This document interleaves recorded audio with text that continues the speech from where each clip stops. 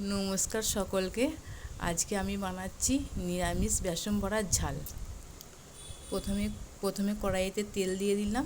তেলটা গরম হয়ে গেলে একে একে বেসনগুলোকে ছেড়ে দিলাম।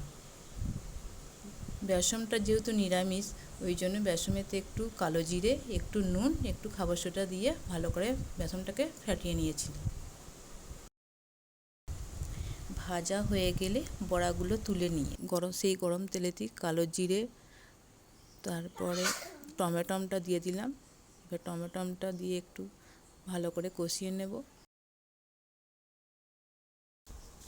টমেটোটা কষানোর পরে 1 চামচ সাদা সর্ষে, 1 চামচ কালো সর্ষে বেটে নিয়েছিলাম, সেটা দিয়ে দিলাম।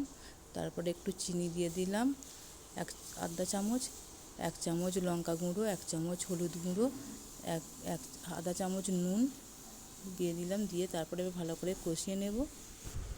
কষিয়ে মশলা ধোয়া জল আর একটু সামান্য জল দিয়ে দেব, দিয়ে ফুটিয়ে নেব।